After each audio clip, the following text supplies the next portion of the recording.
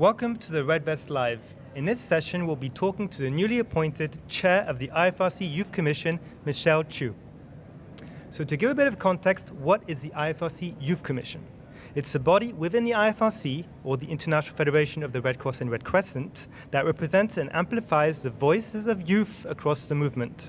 It serves as an advisory group working to enhance the participation and engagement of young people in the activities, decision-making processes, and governments of the IFRC. Now, Michelle, could you tell us a little bit more about the Youth Commission and what it's responsible for? Yep, and I think like you very well said already, Max, it is really a body that exists to advise the IFRC on all matters related to young people. And as we all know, our Red Cross and Red Crescent network, more than half of its volunteer base is made up of young people, and therefore almost everything can be somewhat youth related, and that's why we as the Youth Commission are here to then sort of advise the entire movement as to, ways on how we can really stay relevant to current and future generations. Mm-hmm. Should we go back and discover how did you become a volunteer? Yep, so I think I'm in my 12 years now. Oh, wow. Within the movement. So I started out like maybe a lot of young Malaysians. I started out in secondary school because in Malaysia, the Malaysian Red Crescent, or Bulan Sabit Merah Malaysia as we called it, is a uniformed body in schools. And as Malaysians as well, we are encouraged to take up extracurriculars in secondary school. And how I really decided to join the Red Cross is because I've always had a passion of helping people, and at that very tender age, I guess it's a very superficial one, but I really wanted to put a smile on people's faces, and volunteering with the Red Crosses or the Red Crescent back at home is something that could allow me to really see that smile on people's faces, and really throughout the years being able to see the impact that we have had both on the ground and with my role here within the IFRC is really what made me decided to stay on for more than a decade. Okay, so what kind of task does a volunteer have in the National Society? Yes, I think in the Malaysian Red Crescent, our youth volunteers are also very versatile. Of course, you have the more traditional perception of what the Red Cross and Red Crescent do. In schools, we learned about education of Red Cross and Red Crescent. We learned about first aid. We learned about health. But of course, nowadays, we also have young people really actively being in disaster zones, supporting disaster relief activities as well. We have young people supporting of our health outreach activities. I think the more significant ones are the work that we have in the migrant communities, and maybe something that I think we're very proud of as well is during the COVID period, we really had very targeted vaccinations towards underserved communities, and it is really this migrant youth that helped us to stay connected with their community and to build trust within their community that allowed us to do our work so effectively, because no one is safe until everyone is safe, and we really achieved that through the power of young people. Okay. As the newly appointed chair of the IFRC Youth Commission, what are your top priorities? I think I have three, and I've very openly communicated it with the constituencies as well. First of all, I think we need to recognize that young people exist in all kinds of backgrounds and contexts. We live in very different environments all across the world, and we as a movement need to embrace that. It's similar to our volunteers as well, but we need to sort of recognize that young people are very important agents of change, and we are not a homogeneous group, and therefore we need to really reach out to young people and engage with them, especially those from marginalized communities, especially those who are working at the front lines, who are not your typical young leaders that come here into these conferences, right? But we need to be more proactive in engaging with them. And in the IFRC youth policy, we defined young people from the age of 5 to 30 as well, but arguably we have been a lot more engaged with the young adult cohort and not as much with the children and adolescents cohort. Of course, you can argue that this is not, like a conference like this is not a place for them to come in formally and intervene, but we really need to also think of ways to be able to collate their voices, allow them to feedback on the work that we do, and allow us to engage with them. Secondly as well, I was part of the previous Youth Commission, and I already had certain experiences working within the Commission, and of course also interacting with Secretariat. Of course, as the Youth Commission, we are a governing body, and we play a very important role into also advising the daily work of what the Federation does. what I really want to do is ensure that we have alignment in terms of what the Commission's priorities are and what the management team here is doing here, and as well as trickling down through the regional offices, country cluster delegations and country offices. There needs to be more alignment because I believe in the power of co-creation, and when we co-create, we will be able to deliver collective impact.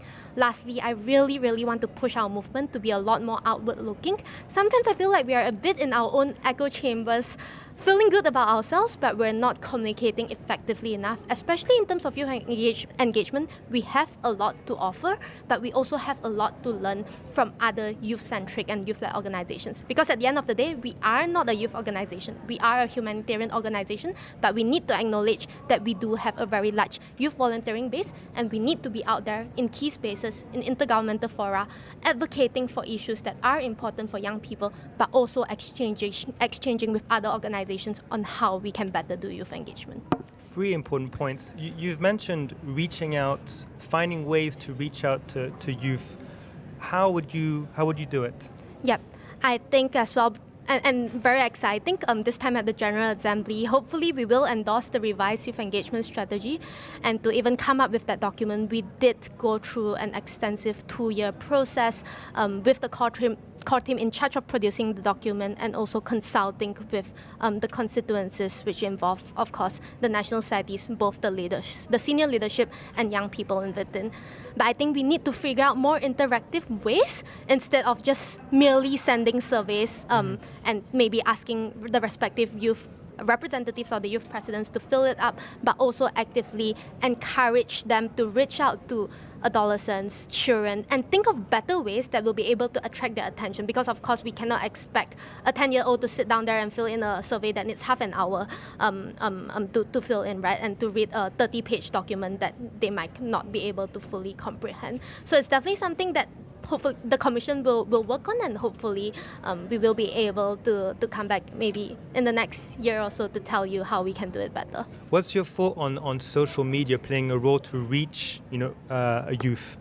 Yes, I think social media is very important, and I think really young people will be the catalyst in this. Arguably as well, I don't think that as a movement we have been communicating very well outwardly, like the outside perception that a lot of people have on us is still somewhat very traditional as to what we do as a Red Cross or Red Crescent. So I think we maybe need to learn from young people.